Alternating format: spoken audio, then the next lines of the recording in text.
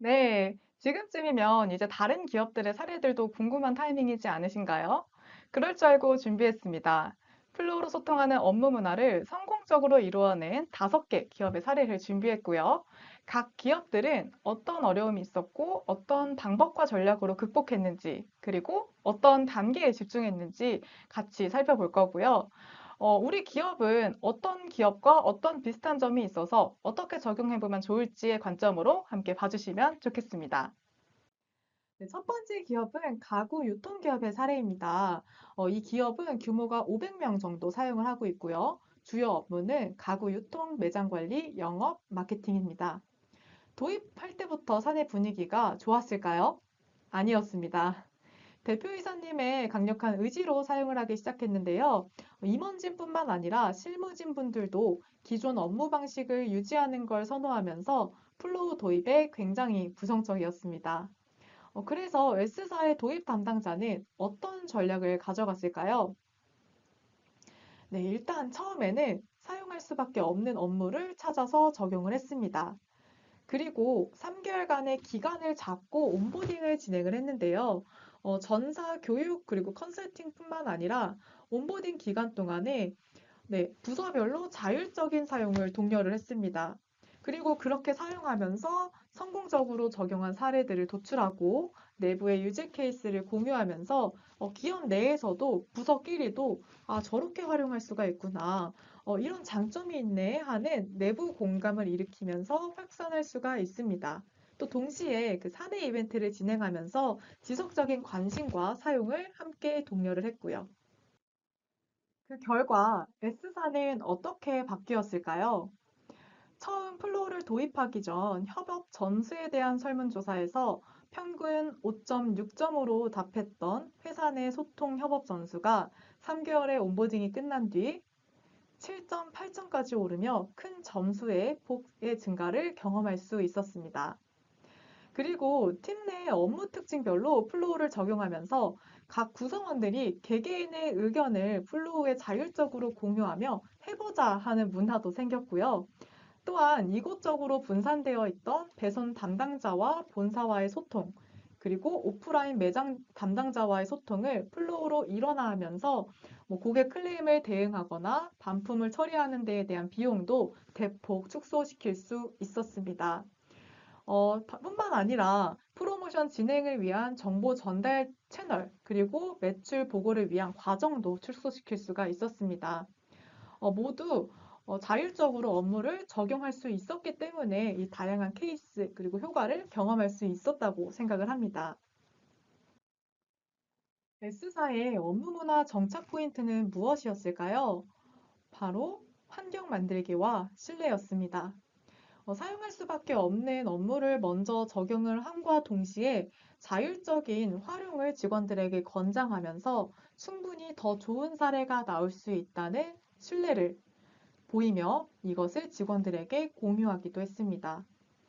관리자와 직원 간의 신뢰 아래 직원들은 우리 회사에 맞는 훌륭한 적용 사례들을 만들 수 있었고 또 확장해 나갈 수도 있었으며 이를 통해 자연스럽게 플로우가 우리 회사의 문화로 정착시킬 수 있도록 만들어 나갔습니다. 네, 두 번째 프랜차이즈 기업 이사의 사례입니다. 규모는 한 300명에서 400명 정도 플로어를 사용하고 있고요. 주로 매장 관리, 신메뉴 개발, IT 관리 업무를 진행하고 있습니다. 이사도 마찬가지로 도입 시 사내 분위기가 그렇게 좋지만은 않았습니다. 대표이사님과 임원진의 이지로 사용을 하기 시작했는데요. 실무진 분들은 오히려 이제 챙겨야 되는 소통 채널이 하나 더 생긴 건 아닐까 하며 기대 반, 걱정 반의 자세를 많이 보였습니다. 그래서 이사는 어떤 변화 관리 전략을 가져갔을까요? 먼저 이사도 전 직원 대상으로 부서별 플로우 교육을 진행했습니다. 한 번은 플로우가 진행한 교육에 직원들의 자율적인 참여를 유도를 했고요. 두 번째가 핵심인데요. 네, 이사의 구성원, 도입 담당자분이 플로우 기능을 숙지한 다음에 직접 교육을 진행을 했습니다. 구성원들이 이해하기 쉽게 사내 분위기와 그리고 케이스들을 반영해서 교육을 진행을 한 거죠. 그리고 기존 업무에서 순차적으로 플로우로 적용하기 시작했습니다. 일단 기존에 사용하던 외부 메신저의 구성원들이 불만 그리고 불편함이 굉장히 많이 있었는데요. 그것부터 일시적으로 중지하고 플로우로 옮겨왔습니다. 그리고 이를 통해 메신저를 하기 위해서 플로우로 접속을 할 수밖에 없게 됐고요.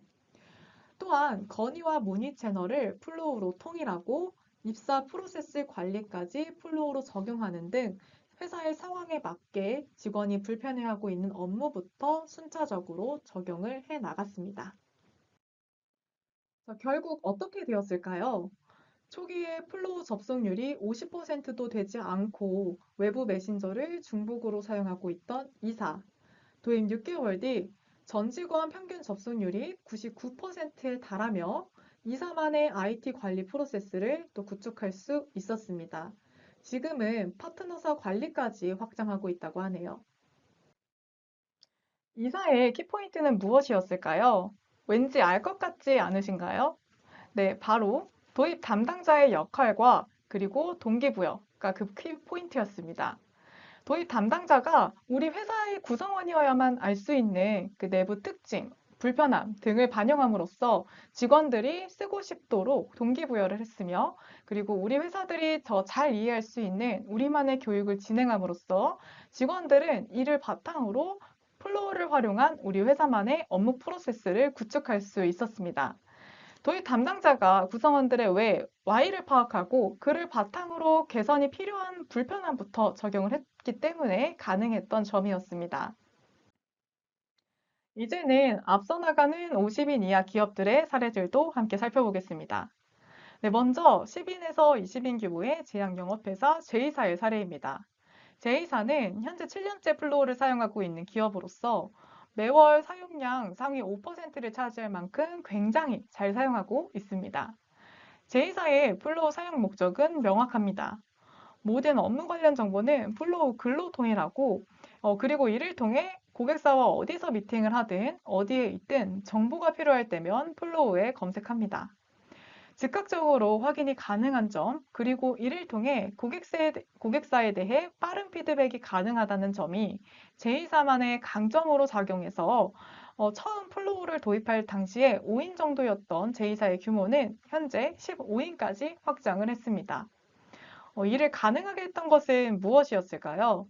바로 명확한 장점에 대한 공유를 통해서 구성원들을 동기부여하고 그리고 사용할 수밖에 없는 환경을 만들었다는 점이었습니다.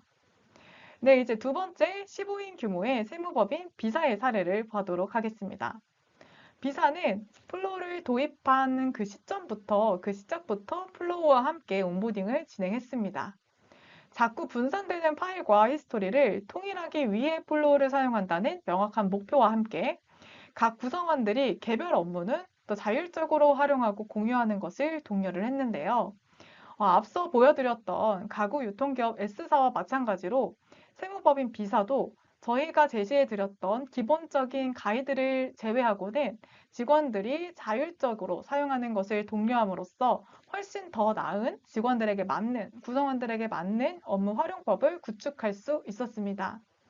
뿐만 아니라 처음에는 도입 담당자 1인에서 그리고 이제 직원들의 활용이 확장되면서 원래는 사용 예정에 없었던 임원 및 대표님까지도 확산하여 사용하게 되었습니다. 네, 여기서의 또 키포인트는 무엇이었을까요?